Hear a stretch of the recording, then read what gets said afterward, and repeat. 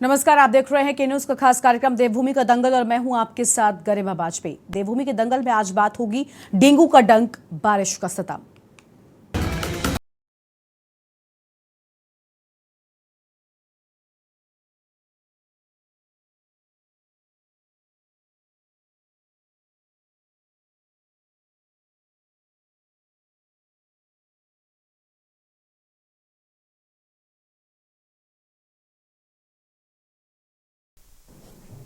उत्तराखंड में मानसून की बारिश ने एक ओर जहां राज्य में कहर मचा रखा है, तो वहीं दूसरी ओर इस बरसात की वजह से बीमारियों का खतरा बढ़ गया है।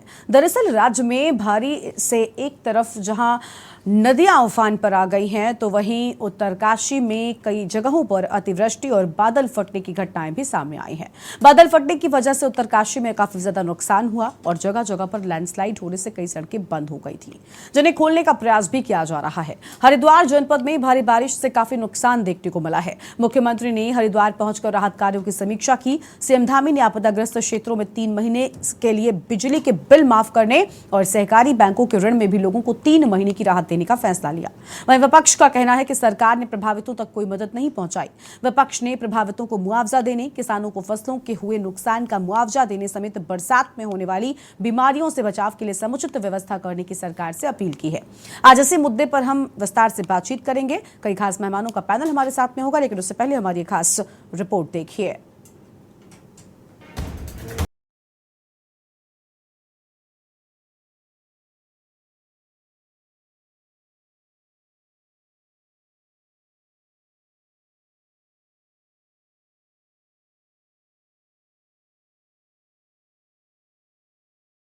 तो दूसरी ओर इस बरसात की वजह से बीमारियों का खतरा भी बढ़ गया है। दरअसल राज्य में बारिश से एक तरफ जहां नदियां उफान पर आ गई हैं, तो वहीं उत्तरकाशी में आज कई स्थानों पर अतिवृष्टि और बादल फटने की घटनाएं सामने आई हैं। बादल फटने की वजह से उत्तरकाशी में काफी नुकसान हुआ है।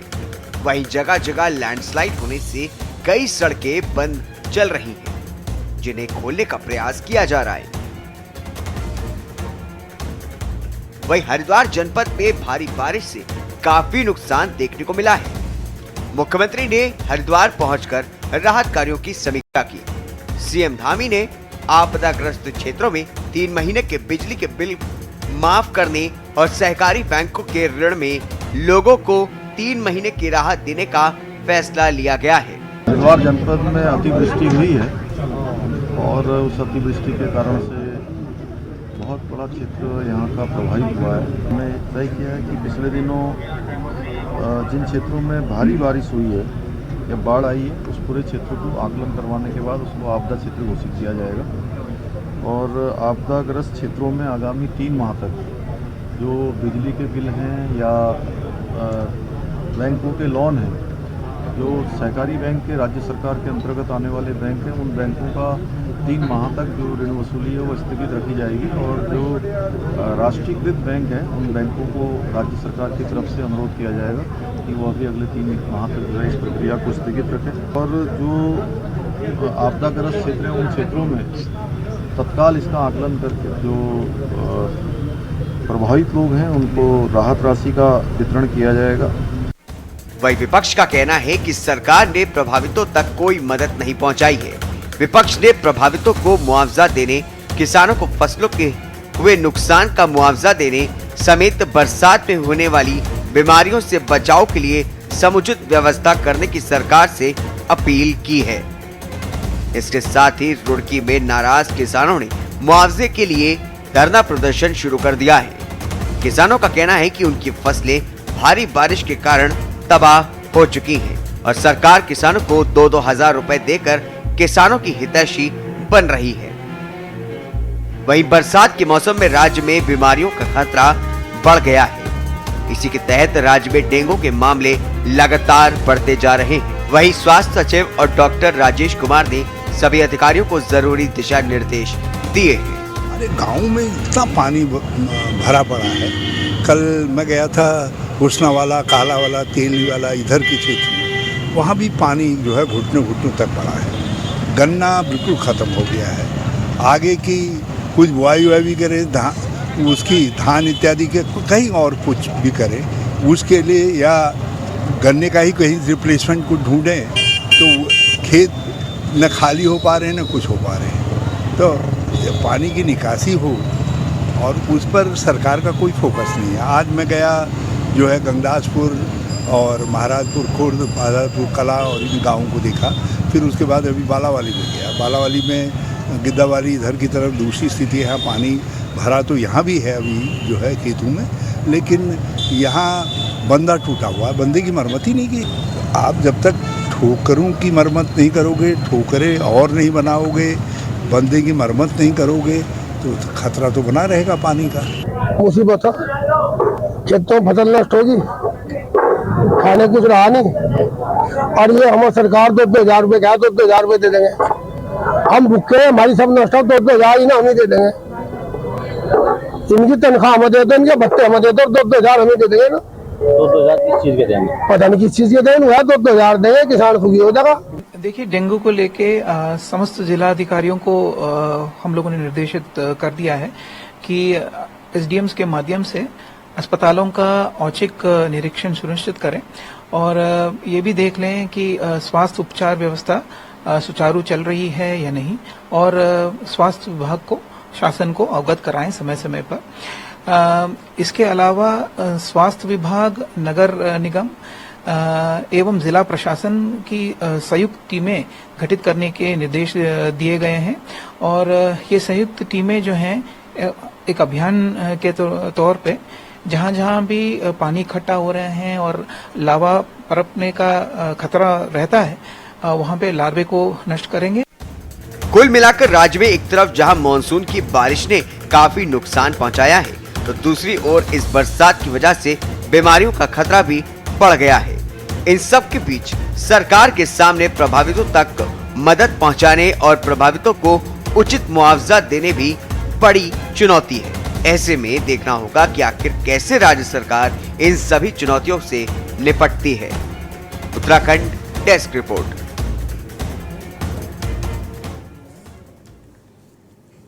और आज देवभूमि के दंगल में इसी खास मुद्दे को लेकर हम विस्तार से बातचीत करेंगे। कई खास मेहमानों का पैनल हमारे साथ में जुड़ चुका है। सबसे पहले उनसे आपको रूबरू करवाते हैं। हमारे साथ में मधु भट्ट जी हैं, भाजपा प्रवक्ता हैं। आशीष नौटियाल हमारे साथ में हैं, कांग्रेस पार्टी के प्रवक्ता हैं। उसके साथ ही राजेश बिष्ट जी है, आम आदमी पार्टी के प्रवक्ता, और अनिल थपलियाल साहब हैं, यूकेडी के प्रवक्ता हैं, और डॉक्टर अशंक एरन हैं, MD पीडियाट्रिक्स हैं। और आपको बता दें कि आज इसी मुद्दे पर विस्तार से बातचीत होगी। सबसे पहले आप सभी का बहुत बहुत स्वागत आज की हमारी इस चर्चा में। शुरुआत मैं करना चाहूंगी मधु भट्ट जी के साथ में, भाजपा के प्रवक्ता हैं। मधु जी, भारतीय जनता पार्टी की सरकार है और देखिए लगातार आप लोगों की ओर से ये दावे भी किए जा रहे हैं कि भाई हम खूब काम कर रहे हैं, लोगों तक मदद पहुंचा रहे हैं। हालांकि भारी बारिश, बाढ़ से परेशान लोगों तक किस तरीके की मदद पहुंच रही है वो तस्वीरों के माध्यम से हम देख रहे हैं। लेकिन अब इन तस्वीरों के बाद डेंगू, मलेरिया, इन सारी बीमारियों का डंक भी लोगों के सामने एक बड़ी समस्या बनकर आ चुका है। बरसात के लिए प्रॉपर तैयारियां नहीं थी, उसका हर्जाना प्रदेश भुगत चुका है। डेंगू, मलेरिया जैसी बीमारियों से बचाने के लिए क्या तैयारियां की हैं प्रशासन ने? देखिए, बिल्कुल हमारी सरकार जो है आपदा प्रबंधन को लेकर पहले से ही तैयार थी, क्योंकि देखिए प्रकृति की जो आपदा होती है वो कभी भी आ जाती है, लेकिन ये मौसम था, मौसम हमेशा से जो ये ऋतु आती है हमेशा से आती रही है, और निश्चित रूप से उसके लिए पहले से ही हमने पूरा, जो आपने देखा होगा मौसम विभाग का जो पूर्वानुमान होता है वो बहुत ही सटीक एक हमने जो टेक्नोलॉजी के बनाई है उसके आधार पर अगर कहीं भी कोई अतिवृष्टि या ओलावृष्टि या किसी भी प्रकार की वो समस्या होती है तो हम उसको पहले से ही जो है शासन प्रशासन पूरा चुस्त दुरुस्त हो जाता है और तैयारियां पहले से ही कर ली जाती हैं। और आपदा प्रबंधन की टीम अगर मैं कहूँ तो बहुत ही सक्रियता के साथ काम कर रही है। लेकिन मैम वो सक्रियता नजर नहीं आई ना। हमने देखा ना कि भारी बारिश में किस तरीके से मेन होल बंद पड़े थे, नालियां, नदी सब नालियां चौक पड़ी थी, नदियों का जलस्तर बढ़ा और वो पानी सड़कों पर आ गया और निकल नहीं पाया, क्योंकि आपकी ओर से जो जिम्मेदार लोग थे, जो नगर निगम के कर्मचारी थे, इन्होंने सफाई नहीं की थी, कोई तैयारी नहीं थी। इसी के चलते तो बाढ़ और बारिश ने समस्या बढ़ाई थी ना। देखिए उसमें अधिक बारिश होने के कारण देखिए कहीं अगर कहीं व्यवस्था भी हुई है तो उसको तुरंत सुधार भी कर दिया गया है। मेरा कहने का तात्पर्य है कि हम तुरंत, हमारी जो व्यवस्था है वो तुरंत काम कर रही है। हमने कहा था पहले से ही, हमने 360 के करीब जो डेंजर जोन हमने तय जो बताए थे उसमें पूरी सी JBC मशीनें वगैरह सब पहले से ही थी। आपने देखा होगा इतनी जो परसों ही कहीं इतना बड़ा जो कांड हुआ है, इतना बड़ा हताहत जिसमें लोग हुए, चमोली जैसा हादसा हमारे सामने आया, तो निश्चित रूप से हमने त्वरित जो कार्रवाई करी, उसका ये आज उसके कारण जो हमारे जो लोग जो आपदा में जो चले गए, जो काल के ग्रास बने, उनके लिए तो हमारा दुख है ही, लेकिन हमने जो लोग बचे थे उनको तुरंत जो है अस्पतालों में पहुंचाकर, आज भगवान का शुक्र है कि वो लोग भी अस्पताल से मैम, जब हालात बद से बदतर हो जाते हैं, लोगों के सामने जान का खतरा बनाता है, तब ऐसे में अगर सरकारी मदद को आगे आती है तो मुझे लगता है अब उस वक्त उनके पास कोई चारा नहीं बचता। अगर वो तस्वीरें मीडिया के माध्यम से आम जनता तक ना पहुंचे तो शायद तब भी ऐसा ना हो, क्योंकि हमने देखा है कि आखिर इस तस्वीरों का, इस तरीके के हालातों का इंतजार सरकारें क्यों करती हैं। तैयारियां, प्रिपरेशन सब पहले भी की जा सकती है, जो कि नहीं होती। खैर, आपके पास लौटेंगे। कांग्रेस पार्टी के प्रवक्ता आशीष नौटियाल साहब हमारे साथ में। आशीष जी, डेंगू, मलेरिया का खतरा बढ़ता जा रहा है। ये वो बीमारियां हैं जिन्होंने प्रदेश में पहले भी अपना प्रकोप किस कदर बरपाया है वो प्रदेश की जनता जानती है। न जाने कितने लोगों ने डेंगू से अपनी जान तक गंवाई है। अब भारी बारिश हुई थी, बरसात हुई, बाढ़ हुई, इस सब के चलते कई जगहों पर जलभराव रहा और ये जलभराव अब बीमारियां फैलाने लग गया है। अभी तक जलभराव के लिए कोई तैयारी नहीं थी, अब बताया जा रहा है इन बीमारियों से बचने के लिए भी प्रशासन कोई तैयारी नहीं कर रहा है। लोग परेशान हो रहे हैं, आंकड़ा मरीजों का दिन प्रतिदिन बढ़ता जा रहा है। क्या कुछ कहेंगे आप इन हालातों पर? देखिए मैडम, अभी हमने जस्ट नमामि गंगा प्रोजेक्ट के अंदर करंट लगने से लोगों को देखा किस तरह से झुलसे और किस तरह से मौतें हुई। और जो बीमार लोग थे, जब उनको देहरादून लाया जाना था दून हॉस्पिटल में, तो दून हॉस्पिटल के अधिकारियों के हाथ पैर कांप फूल गए कि यहाँ पे व्यवस्थाएं नहीं है, जले हुए मरीजों को रखने के लिए व्यवस्थाएं नहीं है। उसके बाद पता लगा व्यवस्था तो बना दी गई थी, वार्ड बन गया था, लेकिन उसका रिबन भाजपा के कोई मंत्री को टाइम नहीं मिला, नहीं कट पाया। तो इस तरीके की मैडम व्यवस्थाएं हैं। दून हॉस्पिटल की निश्चित ही बिल्डिंग बहुत अच्छी बात दिखती है, लेकिन उसके अंदर इक्विपमेंट्स की कमी है जो डॉक्टरों को चाहिए होते हैं। आए दूसरे दिन अल्ट्रासाउंड की मशीन खराब मिलती है, डॉक्टर्स की व्यवस्थाएं नहीं है, प्रॉपर डॉक्टर नहीं है, भीड़ बहुत ज्यादा है। क्योंकि देहरादून का दून हॉस्पिटल एक ऐसी जगह सेंटर पहले से कि हर जगह का मरीज बीमार होकर यहाँ पे आता है। और यहाँ की व्यवस्थाओं की हालत ये देखिए, 12-10 लोग भी अगर आ जाए तो उनके लिए भी व्यवस्थाएं नहीं है, आईसीयू नहीं मिलता है, वेंटिलेटर नहीं मिलता है, तो व्यवस्थाएं बहुत खराब है। और सरकार को निश्चित ही मैडम देखिए, दिखावे के अलावा सही चीज पे भी जाना चाहिए। अभी आपने चिंतन शिविर का आयोजन किया था, आपने की अस्पतालों की हालत, अस्पतालों में जाके वहां का चिंतन तब करते कि अस्पतालों की हालत कैसी है, उसको देख के चिंता होती तो ज्यादा अच्छा था,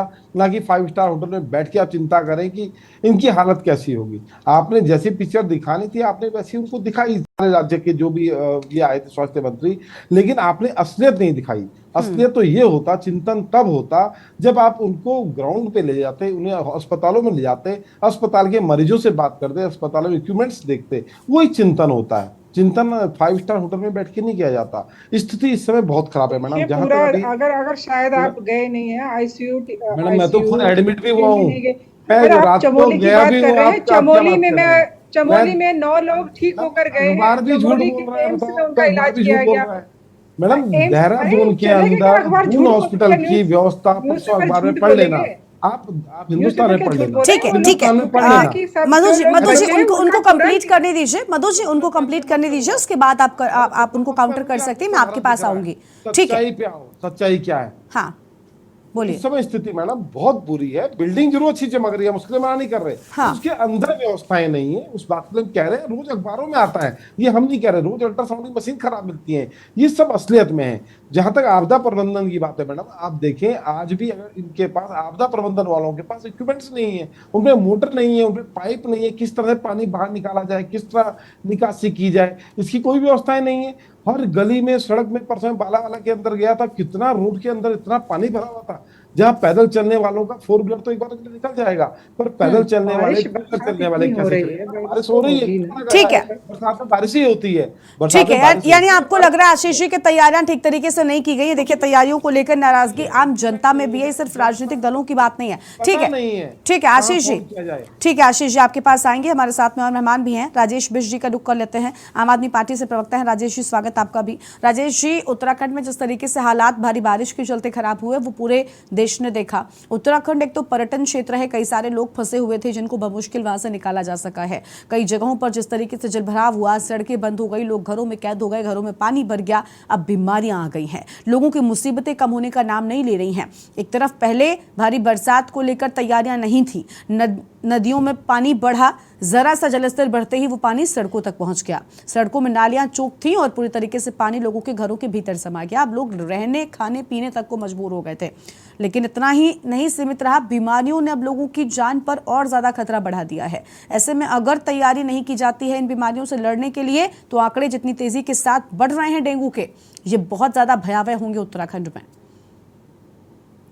ऐसा है इसमें गरिमा जी, मैं ये कहना चाहता हूँ, ऐसा नहीं है कि उत्तराखंड के अंदर आज पहली बार बारिश हुई है, जरूरत से ज्यादा बारिश हुई है, ऐसी कोई नई बात तो है नहीं। बरसात का मौसम है और सीधी सी बात है कि पहाड़ों में वर्षा अधिक होती है, सबको पता है, पूर्वानुमान इसका सबके पास है। आज हम 21वीं सदी में जी रहे हैं और हमारे पास डिजिटलाइजेशन जिस तरीके से हमारे यशस्वी प्रधानमंत्री जी देश के अंदर प्रचार करते हैं डिजिटल युग का, उस हिसाब से सबको पता लग जाता है अगले 10 दिनों तक बारिश बहुत होने वाली है। लेकिन दुर्भाग्य हमारे उत्तराखंड के लोगों का ये है कि एक ऐसी पार्टी पर विश्वास करके उन्होंने दूसरा मौका दिया जिन्होंने लोगों को ऐसे मौकों पे, ऐसी मुश्किल घड़ी पे उन्होंने असहाय छोड़ दिया। आज हम अपने लोगों की बात करते हैं, उत्तराखंड के अंदर 300 से अधिक सड़कें आज भी बंद पड़ी। कितना बड़ा दुर्भाग्य हमारा कि आज हमारे पास ये व्यवस्था नहीं है कि पूर्वानुमान होने के बावजूद हम उन सड़कों के लिए कोई ऐसी व्यवस्था नहीं बना पा रहे कि अगर यहाँ पे लैंडस्लाइड होता है तो हम ऐसी व्यवस्था देखें और सड़क तुरंत साफ भी हो जाए। दूसरा, अस्पतालों का हाल देखिए आप। अस्पतालों में डेंगू एक शुरुआती बीमारी है जिसको अगर हम लोग केयर करें तो शायद बच सकते हैं, लेकिन जो गंभीर बीमारियों से हमारे उत्तराखंड के लोग पीड़ित हैं। एक गर्भावस्था के दौरान पर्वतीय क्षेत्र में जब हमारे क्षेत्र की कोई बहन बेटी जब खेतों में प्रसव करने को मजबूर होती है, उसे 8 किलोमीटर 9 किलोमीटर ठंडी डंडी के सहारे उस अस्पताल में ले जाया जाता है जहाँ पे उसे उम्मीद होती है कि मेरी प्रसव की जो पीड़ा है शायद कम होगी और मैं यहाँ पे सुरक्षित हूँ। लेकिन दुर्भाग्य उस महिला का देखिए कि उसको वहां से भी करीब 200-300 किलोमीटर आगे हल्द्वानी, देहरादून या जो भी अन्य जगह है वहां पे रिफर कर दिया जाता है। तो ये जो 13 जिलों की हम बात कर रहे हैं, इन 13 जिलों में हमारे उत्तराखंड के निवासियों का, जिन्होंने अपने सीने पे गोलियां खा के इतना अत्याचार सहन करके उत्तराखंड को पाया और इस उम्मीद से पाया कि शायद 23 वर्षों के अंदर जो भी राजनीतिक पार्टी आएगी वो हमारे लोगों के बारे में विचार करेगी। लेकिन दुर्भाग्य देखिए डेवलपमेंट ये होता जा रहा है कि जो व्यवस्थाएं पहले से थी उससे भी खराब व्यवस्थाएं होती जा रही है। किसानों का दिल्ली के बारे में भी कर लीजिए, जहाँ बात कर रहे थे हम, आदमी पार्टी की उन्होंने खेती की है उसको बाहर बाजार तक पहुंचाने के लिए भी उनके पास संसाधन नहीं। ठीक है राजेश जी, देखिए तैयारियां ठीक नहीं है वो तो साफ तौर पर नजर आ रहा है। मधु जी, हम आपके पास आएंगे तब आप अपनी सारी बात कह सकती है। इस तरीके से बीच में बोलना ठीक नहीं, सबकी आवाज समझ में आती नहीं है और क्लियर नहीं हो पाता है। अनिल थपलियाल जी हैं, उनका भी रुख कर लेते हैं। उसके बाद माफ कीजिएगा, अशंक जी के पास आएंगे, आईएपी के अध्यक्ष हैं उत्तराखंड से। माफी अशंक साहब, थोड़ा सा इंतजार करना पड़ रहा है। अनिल जी का रुख करते हैं, उसके बाद आपके पास लौटते हैं। अनिल जी, आप देख रहे हैं कि उत्तराखंड में देखिए जिस तरीके से समस्याएं हुई, मुझे लगता है इन समस्याओं से किसी एक दल को नहीं निपटना पड़ता, इन समस्याओं से आम जनता निपटती है और उस आम जनता में वोटर्स हर एक दल के होते हैं। इसको आम जनता देखना चाहिए, अपनी समस्या समझनी चाहिए, लेकिन दल इन मुद्दों पर जो चीजें बहुत ज्यादा परेशान कर देने वाली होती हैं इन पर भी राजनीति शुरू कर देते हैं। क्या लगता है आपको? आपने देखा फिलहाल पिछले दिनों में किस तरीके से हालात हुए, अभी भी सुधरे नहीं है, पानी अभी भी पूरी तरीके से कई जगहों पर नहीं निकला है, सूखा नहीं है, लेकिन बीमारियों ने अब घरों पर कब्जा करना शुरू कर लिया है, लोगों की जान लेना शुरू कर दिया है। डेंगू एक ऐसी बीमारी है जो बहुत तेजी के साथ फैलती है, उत्तराखंड ने इसका डंक पहले भी झेला है। तो ऐसे में क्या आपको लग रहा है कि ठीक तरीके से तैयारियां सरकार की ओर से की जा रही हैं इस बीमारी से बचने के लिए? क्या कहीं पर भी आपने देखा प्रदेश में कि फॉगिंग शुरू हुई हो ताकि डेंगू से लोगों की जान ना जाए? आपको इस तरीके की तस्वीरें कहीं पर भी प्रदेश में नजर आई हैं? धन्यवाद मैम। गरिमा जी, सबसे पहले तो मैं धन्यवाद करूंगा आपका, आपने आमंत्रित किया डिबेट में। दल सरकार किसी की भी हो, आज 22 वर्ष पूर्ण हो चुके हैं। हाँ, किसी भी सरकार के सामने 3 चुनौतियां बहुत बड़ी रही है उत्तराखंड में: आपदा, पलायन, स्वास्थ्य और बेरोजगारी। इसमें जो मुख्य चुनौती थी वो थी आपदा की।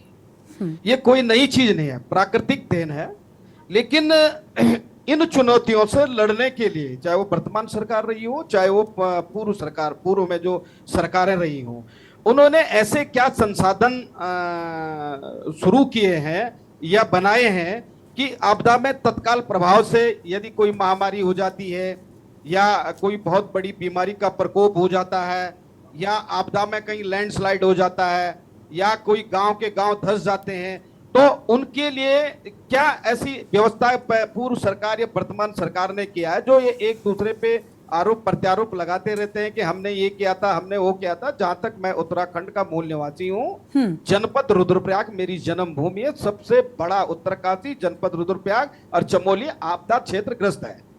इनको पूछा जाए कि इन्होंने जो अभी अभी चमोली वाला जो कांड हुआ, 16 लोगों की मृत्यु हुई है, हम मानते हैं इसमें सरकार दोषी है, लेकिन नमामि गंगे का प्रोजेक्ट की जो अवधि थी वो 5 वर्ष की थी। और मैंने कल शायद किसी डिबेट में ये भी कहा था कि कम से कम 4 अरब से भी ज्यादा रुपए इनको उसके विश्व बैंक द्वारा ऋण मिला था इस नमामि गंगे प्रोजेक्ट को शुरू करने के लिए। यानी आपदाओं पे भी आप कंट्रोल कर सकते थे।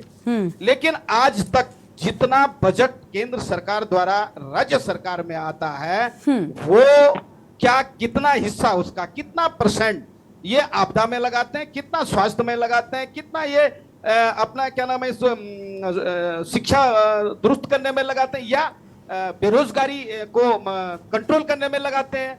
कहीं भी नहीं है। आप आज शहर के हाल देखिए। इन्होंने एक स्मार्ट प्रोजेक्ट रखा था सिटी, स्मार्ट सिटी का।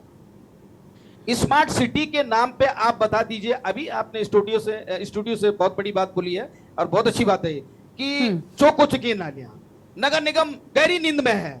बिल्कुल, क्यों? कोई पूछने वाला नहीं है। अगर कोई पूछने वाला हो, इनसे प्रश्न करने वाला हो, इनका अधिकारी दमंग हो, और वर्तमान सरकार अगर अपनी भूमिका ये चाहती है कि जनता के सामने कि हम ऑन द स्पॉट, और हमको जो जनता ने विश्वास दे करके मत दे, अपना बहुमूल्य मत दे करके हमारे हाथों में राज्य की बागडोर दी है, तो हमें किस प्रकार से जनता हित में काम करना चाहिए, वो बिल्कुल भी कहीं नहीं दिख रहा। अभी इनकी क्योनोपी होनी चाहिए थी। अभी इतनी बड़ी आपदा है, इस आपदा के अंतर्गत, ये छोटी मोटी आपदा नहीं, हम मानते हैं ये प्राकृतिक आपदा है। प्राकृतिक आपदा में संसाधन तो हो सकते हैं, हम उससे पूर्व अपने संसाधन ढूंढ सकते हैं, कोई रिसोर्सेस तो होगा इनके पास। बड़ा दुख यह है कि आज जितना बजट उत्तराखंड को केंद्र सरकार द्वारा डेवलपमेंट के लिए दिया जाता, उससे ज्यादा इनके एक्सपेंसेस हैं। वो एक्सपेंसेस हैं कहां? अर्निंग सोर्सेज तो है ही नहीं इनके पास। अगर अर्निंग सोर्सेज हैं तो अर्निंग सोर्सेज होते तो ये इन आपदा जैसी बीमारियों, आपदा जैसी प्रकोप जो आ रही हैं, ये इस प्रकार की घटनाएं हो रही हैं, इन पर तत्काल प्रभाव से ये खर्चा कर सकते हैं, बढ़ावा दे सकते, उसको रोकने का, रोकथाम करने का उपाय कर सकते हैं। लेकिन नहीं, ये एक चर्चा का विषय बन जाता है। हाँ। और दूसरे दल को मौका मिल जाता है कि उसकी कमजोरियां पकड़े। ऐसा नहीं, सर्वदल होकर के और सबके साथ मिलकर, चाहे पक्ष हो विपक्ष हो, लेकिन इस समय आपदा की घड़ी है। अगर आज 14-16 लोग मरे हैं, तो 16 लोग जो मरे हैं वो एक जनता, पूरे उत्तराखंड में शोक की लहर है। वो भी किसी परिवार से थे, उनके भी कोई आश्रित उन पे होंगे, है ना। तो इस समय ये चीजें नहीं देखनी है कि ये हो रहा है या बीजेपी ये कर रही है या कांग्रेस ने ये क्या, कुल मिला की है। बिल्कुल, देखिए भुगतना आम जनता को ही पड़ता है। आम जनता के सामने ही समस्याएं सबसे ज्यादा आती हैं और इसी के चलते हम सवाल आम जनता के उठा रहे हैं ताकि उन लोगों को राहत मिल सके। हमारे साथ में अब ये मैडम, मैं एक छोटी सी बात और ठीक है, जल्दी से सर। हाँ गरिमा जी, कि जो वर्तमान सरकार है इस समय चुनौतियां उन्हीं को ही है जो पूर्व में कर चुके हैं, वो मत दोहराइए आप। आपको सत्ता दिए तो इसलिए दिए ना, आप और बेहतर करें। बिल्कुल बिल्कुल ठीक है कि देखिए अभी इसी वजह से आप सत्ता में हैं, क्योंकि आम जनता ने आप पर विश्वास दिखाया, आप पर भरोसा दिखाया, आपको जिम्मेदारी दी है और इन जिम्मेदारी को ठीक तरीके से निभाइए, आम जनता की सेवा कीजिए और साथ ही साथ कम से कम जिन चीजों के लिए आप जिम्मेदार हैं, जिसके लिए आपको सत्ता मिलाया गया है, उन चीजों को पूरा करिए और लोगों की जान जाने से बचाइए। ब्रेक के बाद देवभूमि के दंगल में आप सभी का स्वागत है। मैं हूं आपके साथ गरिमा वाजपेयी। लगातार खास मेहमान हमारे साथ में बने हुए हैं। आज हम डेंगू के डंक और बारिश के सितम को लेकर बातचीत कर रहे हैं। डॉक्टर अशंक केरन के पास चलते हैं। अध्यक्ष आईपी उत्तराखंड की ओर से हमारे साथ में जुड़ चुके हैं। स्वागत आपका अशंक जी।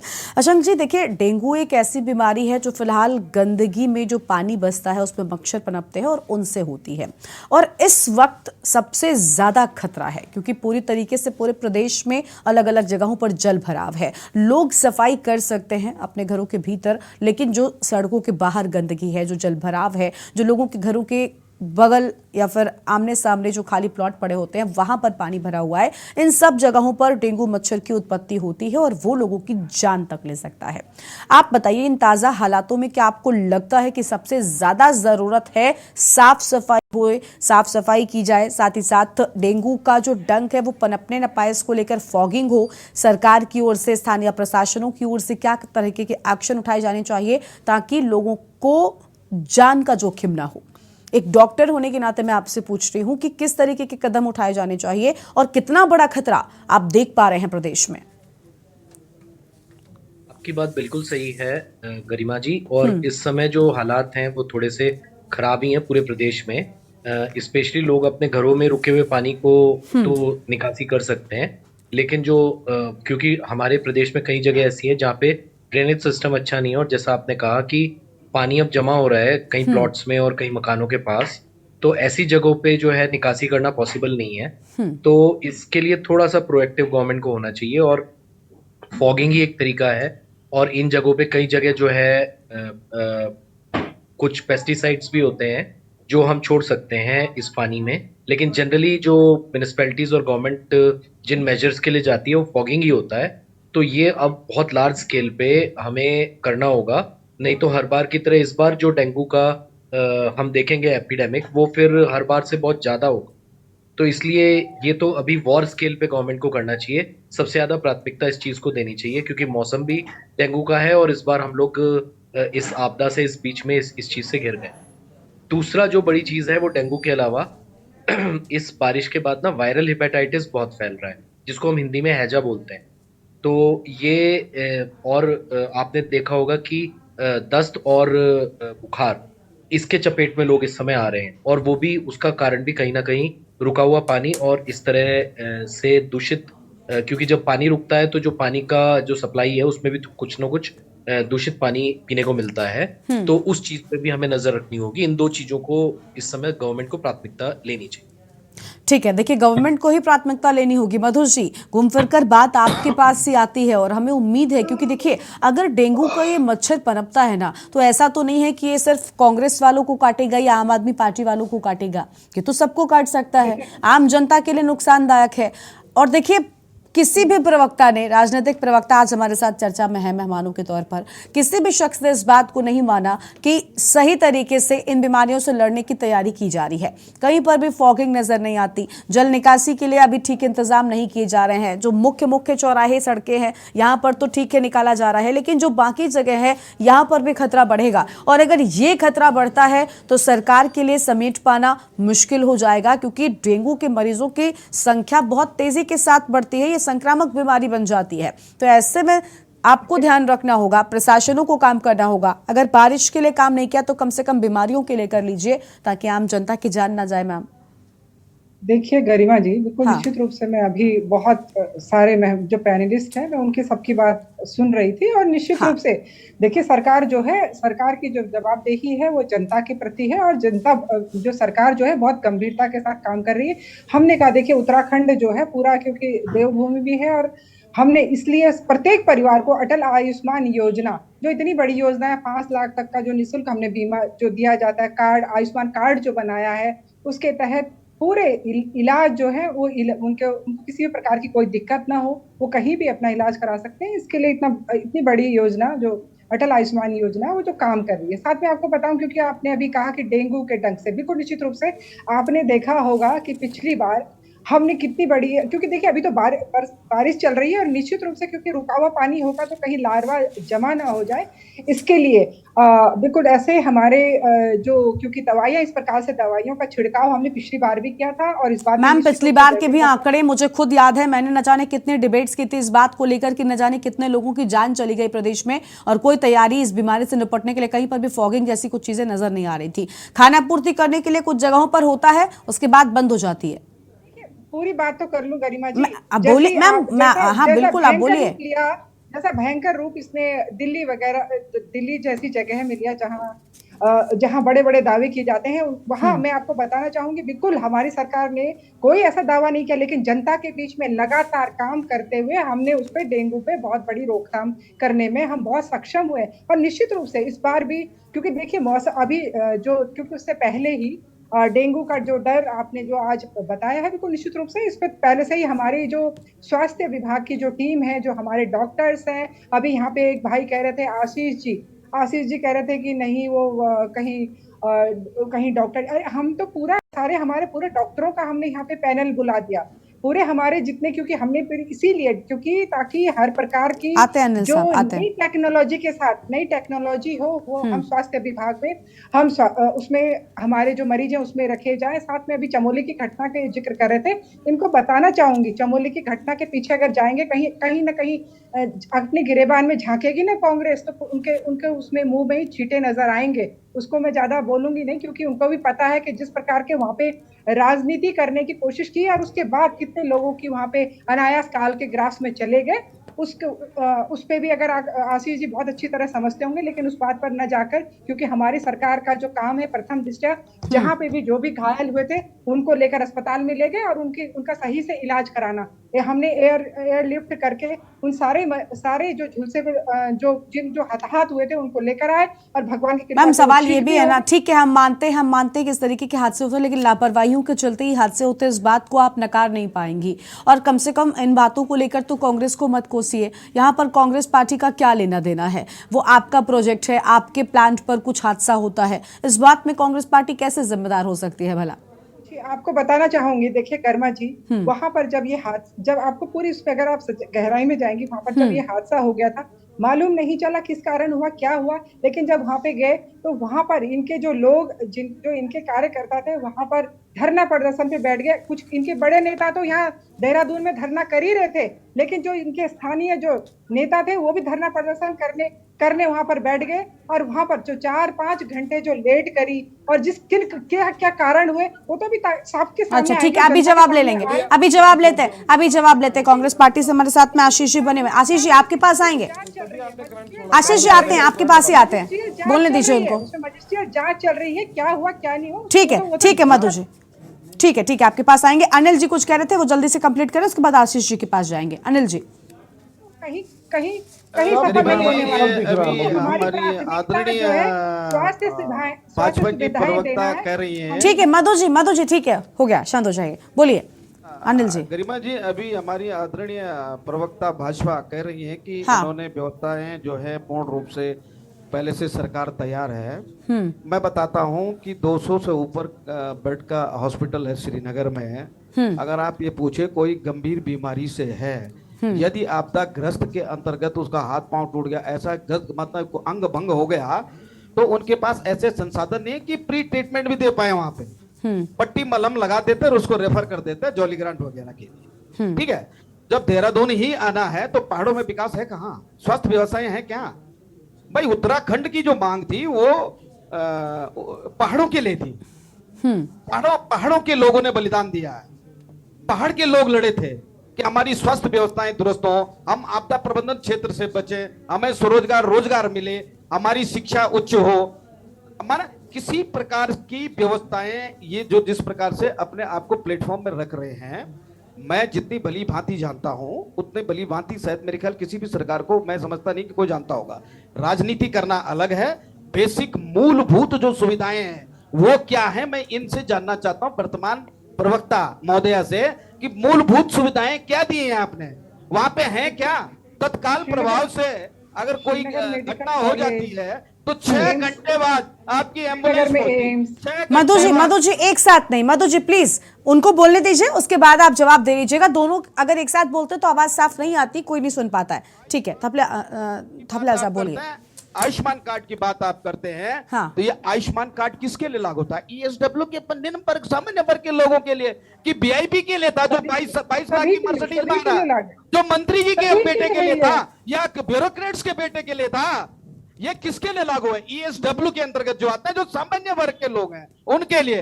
प्रधानमंत्री अपने अटल आयुष्मान कार्ड की बात कही, कौन सा हॉस्पिटल ऐसे आप 10 हॉस्पिटल गिना दीजिए जिनमें जाकर के ये पैनल में है, अगर वहां इलाज उनका चलता है किसी गरीब का, तो कहता पहला पैसा भरो तब आयुष्मान का डिडक्शन होगा। आप कौन से आयुष्मान कार्ड की बात कर रहे हैं प्रवक्ता जी? देखिए मैं भी इसी प्रदेश का हूं और जितने लोगों को इलाज मिला है ना, उनकी लंबी लिस्ट मैं आपके पास दे दूंगी इस समय, क्योंकि नहीं, मुझे लिस्ट के लिए आप केवल एक चीज बता दीजिए, लिस्ट भेज दी जाएगी आप वो जो हॉस्पिटल पैनल में है, आप जो हॉस्पिटल पैनल में उनके नाम बता दीजिए ना।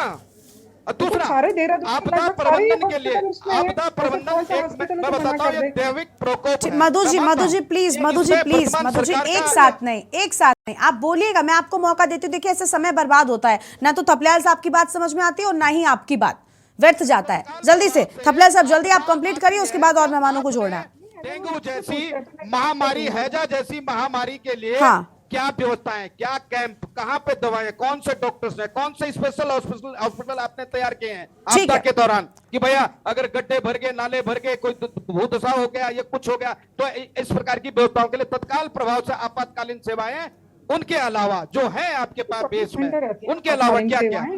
हमारी एम्बुलेंस रहती है। ऐसा है ठीक है सर, आपस में नहीं करनी है बहस ना, और मेहमान है उनको जोड़ते। ठीक है थपलियाल साहब, हम समझ गए। देखिए आप यही कह रहे हैं कि प्रॉपर व्यवस्थाएं नहीं की गई हैं, अस्पतालों का भी ठीक तरीके से इंतजाम नहीं है, अस्पतालों में बेडों की भी कमी हो जाती है, कई बार डॉक्टर्स नहीं होते हैं, और सबसे बड़ी बात जो अहम बात आपने 2021 कोरोना का एक सेकंड का 2020 ठीक है और देखिए सबसे अहम जो बात मुझे थपलियाल साहब की लगी वो ये थी कि असल विकास देहरादून का हम नहीं मानते। अगर आपने देहरादून में बड़ी बड़ी बिल्डिंगें, अस्पतालें खड़ी कर दी, प्लीज आप दोनों शांत हो जाइए। अगर देहरादून में बड़ी बड़ी अस्पतालें और बिल्डिंग्स खड़ी कर दिए गए तो इसका मतलब ये नहीं है कि उत्तराखंड का विकास हो गया। उत्तराखंड में जब मैदानी के साथ साथ पहाड़ी इलाकों में भी आप विकास करेंगे तभी उसको पूरा माना जाएगा। ठीक है, कांग्रेस से प्रवक्ता आशीष जी कुछ कह रहे थे, उनके पास जाते हैं, उसके बाद आएंगे मधु और राजेश जी के पास में। स्वास्थ्य सेवाएं दी गई उसके बारे में क्या कहेंगे बताइए। ठीक है मैम, आते हैं आपके पास जवाब लेंगे, और लोगों को जोड़ लें, उसके बाद मधु जी आएंगे। आशीष जी जल्दी से कंप्लीट करें, उसके बाद राजेश जी के पास जाता है। एक बात कहना चाहूंगा मधु मैडम, अभी उन्होंने आप पर आरोप लगा दिया कि आप लोगों की वजह से देरी हो गई।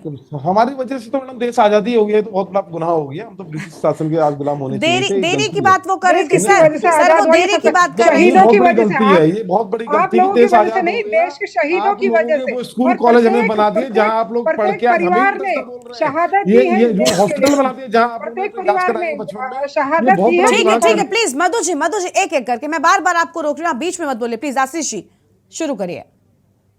देखो शहीदों की वजह से आजाद हुआ है, अगर कोई चुप है तो समझ लो उसके मधु जी प्लीज, आपके पास आऊंगी तब आपको जो बोलना है बोलेगा, आप सारी बातों का जवाब दीजिएगा, बीच में मत बोलेगा प्लीज, अब दोबारा बीच में नहीं बोलिएगा। बोलिए। मधु मैडम यहाँ बोल रही है इतना, अगर ये वहां बोल रही होती जहाँ इनकी आवश्यकता है तो ज्यादा बढ़िया था। आप मैडम भाजपा की प्रवक्ता से पहले एक महिला है, आप महिलाओं के सम्मान के लिए कब खड़ी हुई? आप कब खड़ी हुई जब अंकिता हत्याकांड में वीआईपी का नाम पूरा देश पूछ रहा है, पूरा राज्य पूछ रहा है, हर पार्टी न्यायिक जांच चल रही है, भारतीय जनता मैडम, भारतीय जनता पार्टी की कौन सी महिला मंत्री है? सबसे पहले तुरंत आपने कब पूछा वीआईपी का नाम बताओ? आपके मुंह से कभी निकला? आपकी कभी ये जिज्ञासा हुई? मधु जी मैं आपको बार बार कह रही हूँ, आप प्लीज बीच में मत बोलिए। आप लोग आपस में बहस थोड़ी कर रहे हैं, कम से कम सब आपकी बात लोगों तक पहुंचे तो समझ में तो आए। मधु जी आप बार बार बीच में बोलती हैं, मैं आपको बहुत बार रोक चुकी हूँ, हर एक व्यक्ति के बीच में आपने बोला है। जब आप बोलती है कोई बीच में नहीं बोलता, तो कम से कम सुनिए, उसके बाद एक साथ जवाब दीजिएगा।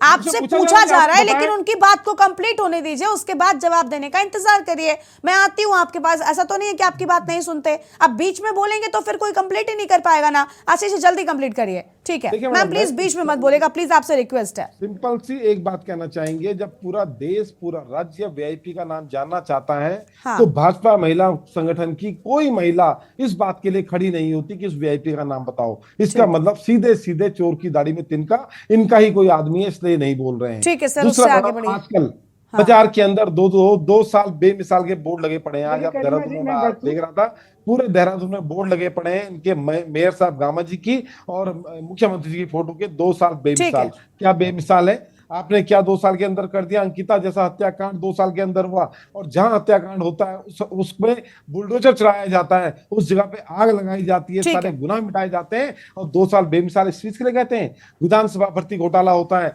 उसको 2 साल बेमिसाल कहते हैं? किस चीज के लिए? पेपर लीक घोटाला होता है, युवाओं पर लाठीचार्ज होता है, आप क्या बोर्ड लगाते हैं, शर्म नहीं आती आपको? इतने पैसे बर्बाद करें, राज्य पहले ही कर्ज में है, आप इतने लेकिन नौटियाल साहब ठीक है, आप जो बातें कह रहे हैं मैं आपकी सारी बातों से सहमत हूं। मैंने सबसे पहले भी सवाल बीजेपी की प्रवक्ता से किया, क्योंकि जो सत्ता में है वो जिम्मेदार है, उनसे ही जवाब की उम्मीद हमको रहती है। लेकिन बड़ी बात यह ना, आप ये कह रहे हैं 2 साल बेमिसाल। अरे 2 साल क्यों, हम तो ये कहते हैं उनकी डबल इंजन की सरकार है, उनको वो तो केंद्र में भी है, प्रदेश में भी है, दोबारा जनता ने मौका दिया। अगर इतनी ही गलतियां कर रहे थे तो फिर कांग्रेस पार्टी पर विश्वास आम जनता क्यों नहीं करती है? जब वोटों की बारी आती है तब बीजेपी पर ही विश्वास जनता को क्यों नजर आता है? मैं आपसे भी पूछना चाहूंगी, क्योंकि आप राजनीतिक दल हैं, आप बताइए। एक समय ऐसा था मैडम जब सब कांग्रेस पे विश्वास करते थे और कांग्रेस ही सरकार चलाती थी। अच्छा, समय की बात होती है। और अगर जनता को लगा कि भारतीय जनता पार्टी जिस तरह से बातें बोलती थी कि अगर काला धन आया तो सबके खाते में 15-15 लाख आएंगे, एक बार ये टाइम दिया, दूसरी बार टाइम दिया, जनता देती है मैडम समय। आज कोई तीसरी पार्टी भी आएगी तो ऐसा नहीं तो समय नहीं मिलेगा, उसको भी समय मिलेगा। आम आदमी पार्टी भी अभी आई है, आम आदमी पार्टी को जनता ने समय दिया और दिल्ली के अंदर उन्होंने काम करके दिखाया, तो दिल्ली में उनकी सरकार बनाई, 3 बार सरकार बनाई, तो उससे कोई बड़ी बात नहीं है। सरकारें सबकी बनती है मैडम, ये कोई दिक्कत नहीं है। लेकिन वो जनता का विश्वास उसके लिए जीतना पड़ता है ना। सरकारें तभी बनती है जनता जब आपको वोट देती है, और वो तभी होता है जब आप उनके लिए कुछ करते हैं। हम मानते हैं कि आज हम सरकार से सवाल करें, सरकार में सत्ता में बीजेपी है, लेकिन बात तो यह है ना कि ऐसा तो नहीं है कि ये सारी चीजें आज ही बिगड़ गई। अगर विकास पूरी तरीके से नहीं हुआ, आज हम उनसे ये भी सवाल कर रहे हैं कि भाई पहाड़ी इलाकों में ही जो विकास क्यों नहीं हो रहा है, मैदानी इलाकों में आपने बड़े बड़े बिल्डिंग्स बना दिए, अस्पताल बना दिया, आप कह रहे हैं कि हमने सब विकास कर दिया। लेकिन ऐसा तो नहीं है कि हमेशा बीजेपी ही प्रदेश में शासित सरकार रही है। कांग्रेस पार्टी को भी आम जनता ने मौका दिया था, यही तो दल हैं जिन्होंने उत्तराखंड में सरकारें चलाई हैं, लेकिन बावजूद उसके उनके शासनकाल में भी कुछ बहुत खास नहीं हो गया। आप लोग कहिए, लेकिन जिस तरीके से आरोप अगर उन पर लग रहे हैं तो थोड़े आरोप आप पर भी लगने चाहिए, क्योंकि जब आप सत्ता में थे, अगर आपने विकास किया होता तो आज इतनी हालत बदतर नहीं होती। तो सूप बोले तो बोले, लेकिन चलनी क्या बोले। मैडम देखिए, अगर आज भारतीय जनता पार्टी की आप बात करें तो इन्होंने कितने नए अस्पताल बनाए 9 साल में, यहाँ आने के बाद, उत्तराखंड में आने के बाद। वही तो अस्पताल चल रहे हैं जो कांग्रेस टाइम के हैं। वही सब कुछ चल रहा है, वही स्कूल चल रहा है। इन्होंने तो स्कूलों को बंद करने का काम किया है, कोई नया तो इन्होंने नहीं बनाया। अगर इन्होंने एम्स किसने बनाया है बाहर से, तो उसमें भी इन्होंने पैसा खाया है। इन्होंने तो सिर्फ पैसे को खाने का काम किया है। चाहे आप स्मार्ट सिटी के नाम पे बात करें, चाहे अस्पताल के सौंदर्यकरण के नाम पर बात करें, चाहे अन्य, लेकिन आपको जो इक्विपमेंट्स देने चाहिए थे अस्पताल के अंदर, वो तो आप नहीं दे पाए। ठीक है सर, ठीक है। यानी आपको लग रहा है कि पूरी तरीके से तैयारियां नहीं हो सकी, सारी चीजें क्यों पर्याप्त नहीं है। अभी उसका जवाब हम डॉक्टर यशवंत से भी ले लेंगे। अभी राजेश बिष्ट साहब हैं, जल्दी से उनसे प्रतिक्रिया लेते हैं, उसके बाद आएंगे यशवंत जी के पास। राजेश जी, आप बताइए, देखिए लोग यहाँ पर आरोप लगा रहे हैं, इस बार के विधानसभा के चुनाव में आम आदमी पार्टी भी उतरी थी और उन्होंने दिल्ली मॉडल पेश किया था। कहा था कि जिस तरीके से हमने मोहल्ला क्लिनिक दिल्ली में बनाया है, ऐसे ही हम उत्तराखंड में भी जगह जगह पर अस्पताल बनाएंगे ताकि आम जनता को मदद मिल सके।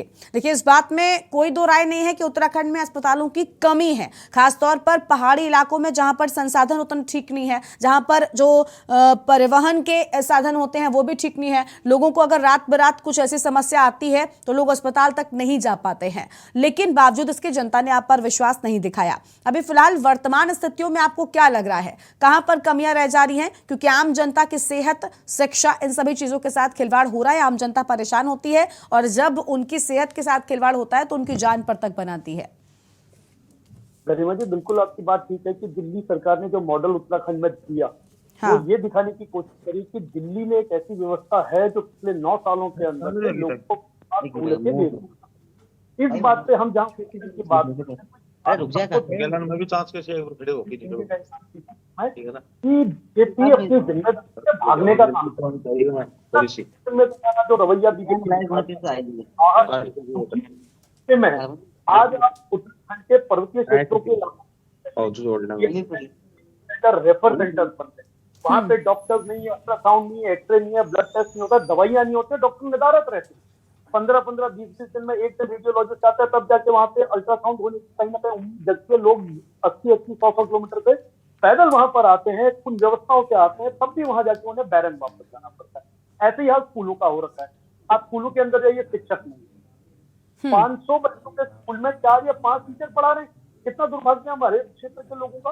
और दूसरी सबसे इम्पोर्टेंट बात है ये हाँ, चाहते आम हैं आदमी पार्टी काम कर रही है। दिल्ली का हाल देखिए ना, जो तो राजधानी में आप मैम लोग हैं, क्या मैम हाल मैम हो ये करना बंद कर दीजिए, मैम ये करना बंद कर दीजिए। ये अपने राज्यों का कंपैरिजन आप दूसरे राज्यों से करना बंद कर दीजिए। आप उन हालातों को पहले सुधार लीजिए जो आपके राज्य में है, उसके बाद दूसरे राज्यों पर हम बात करिएगा। जब हम दिल्ली पर बात करेंगे तब हम वहां के हालातों को लेकर भी खूब बात कर लेते हैं। एक तो राजनीतिक दल इससे अगर ऊपर बढ़ जाए ना, आप इस देश को अपना समझिए। मैम आपकी तो डबल इंजन की सरकार है, आपकी गाड़ी तो विकास की तेजी के साथ चलनी चाहिए थी। ये बात यहाँ पर नहीं सुनी जाएगी कि दिल्ली का हाल देखिए। अभी उत्तराखंड पर डिबेट हो रही है, हमारी सरकार उत्तराखंड पर जो है, डिबेट हो रही है, वो काम उत्तराखंड पर कर रहते रही है। हैं। ठीक है, हाँ जल्दी से कंप्लीट करिए सर, जल्दी से कंप्लीट करिए। अशंक जी के पास जाए। देखिए किसी भी क्षेत्र में बीजेपी विफल रही है, डबल इंजन की सरकार है, लोगों ने जो इन पे विश्वास जताया उनको धोखा देने का काम कर। ठीक है, चाहे आप किसी भी फील्ड से बात कर लीजिए, शिक्षा की, स्वास्थ्य की, रोजगार की, पलायन की, और ये उन लोगों को भी धोखा दे रहे हैं तो इनसे उम्मीदें लगाए बैठे हैं, चाहे वो किसान हो हमारे या युवा वर्ग हो। आजकल लाठी मारने का काम कर रहे हैं, सर फोड़ने का काम कर रहे हैं, क्या भला काम कर रहे हैं। उत्तराखंड के अंदर 6 साल के अंदर डबल इनको दूसरा सेक्शन दिया है हमारे लोगों ने, उसका दुरुपयोग कर रहे हैं। इनको पता है चुनाव 5 साल में होना है, सांसद इनके नदारत हैं ऐसे मुश्किल भरे समय में, इनके विधायक नदारत हैं, इनके मेयर नदारत है, पार्षद नदारत है।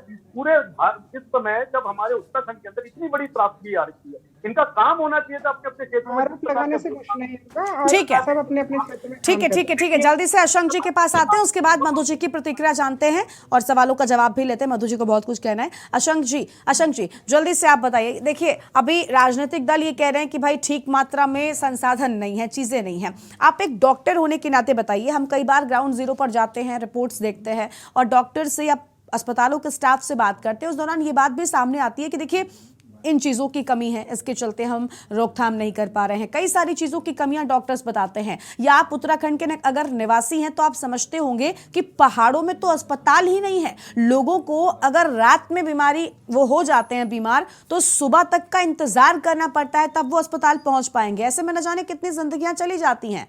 आप भी इस बात को क्या स्वीकार कर रहे हैं कि समस्या तो है, अस्पतालों की कमी है, पूरी तरीके से पहाड़ी इलाकों का विकास नहीं हुआ जिसके चलते ये सारी बीमारियां होती हैं। और दूसरी बात फिलहाल डेंगू को लेकर तो हमने देखा किस तरीके से ये आंकड़ा बहुत तेजी के साथ बढ़ता है। आपने पहले भी कहा कि अगर तैयारी अभी से नहीं हुई तो हालात बिगड़ जाएंगे।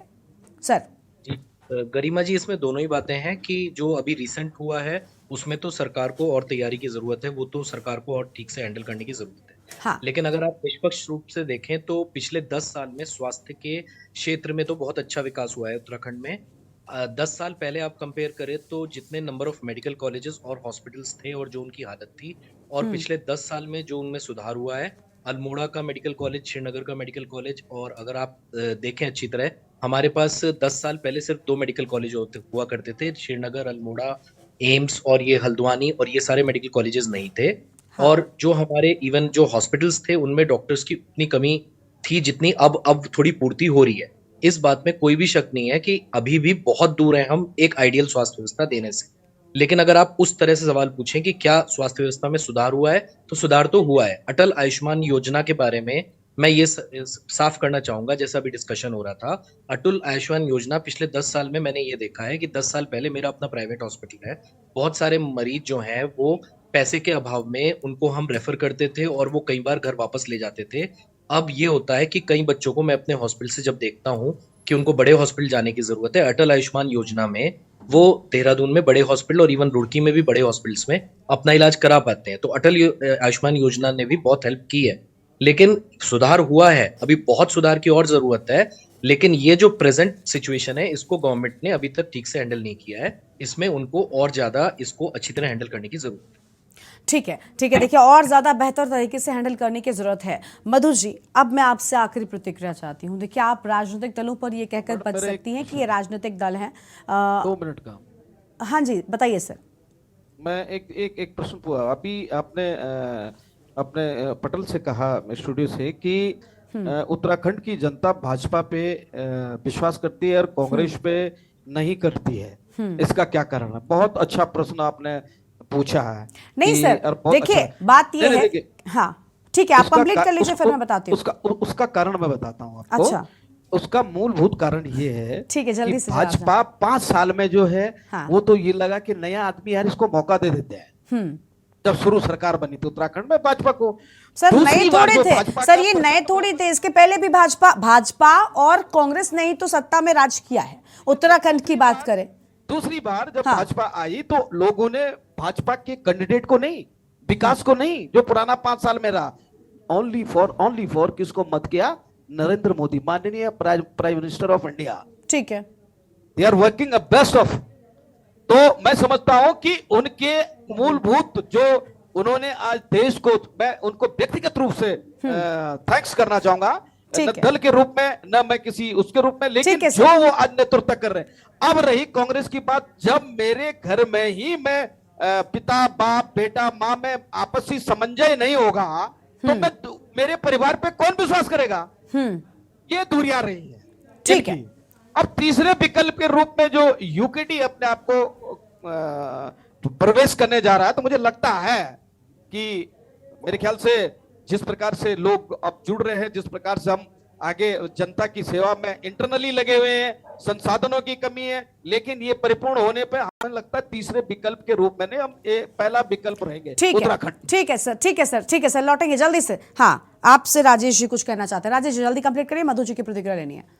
मुझसे कुछ नहीं जा रही थी गरिमा जी, मैं जवाब दूं?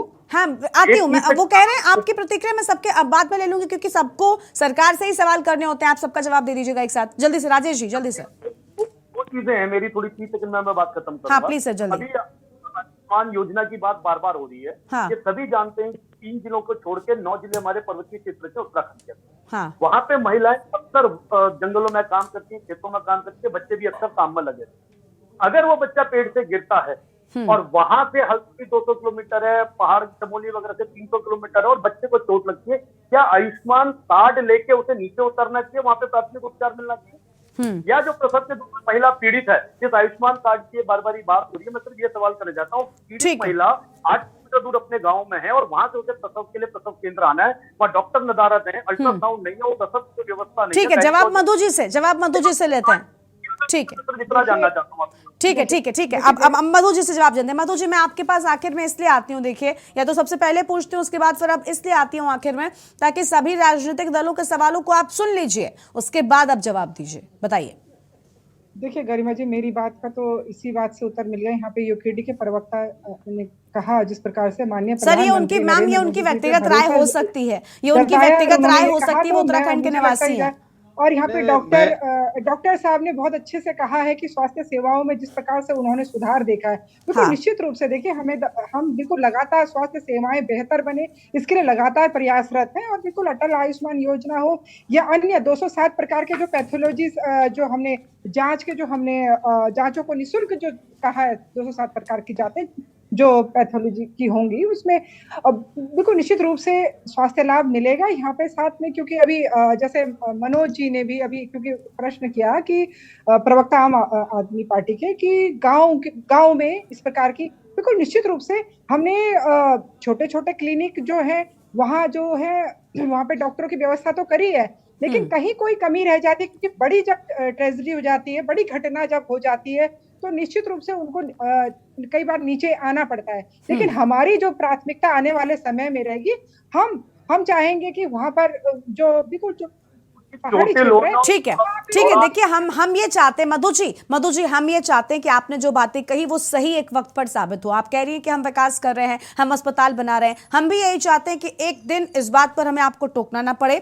और आम जनता जो उत्तराखंड प्रदेश की है उसको सहना ना पड़े, खासतौर पर ऐसे वक्त में जब पहले ही उनके पास रहने को घर नहीं है, खाने को खाना नहीं है और पीने को शुद्ध पानी नहीं है। ऐसे मौके पर बीमारियां भी अगर उनके परिवार के किसी सदस्य को होती हैं तो ये उनके लिए किसी जहर से कम नहीं है। इसलिए हम चाहते हैं कि प्रदेश में असल विकास हो। आप सब मेहमानों का बहुत बहुत शुक्रिया हमारे साथ यहाँ पर आने के लिए, अपनी बात रखने के लिए। तो डेंगू के डंक से देवभूमि में अब खतरा बढ़ता जा रहा है, आम जनता परेशान नजर आ रही है। हालांकि प्रशासन ये दावे कर रहा है कि वो लगातार तैयारी कर रहा है ताकि डेंगू के डंक से आम जनता को बचाया जा सके। देवभूमि के दंगल में आज उतना ही, लेकिन अब से थोड़ी ही देर में हमारा खास कार्यक्रम देखना मत भूलिएगा, जनहित।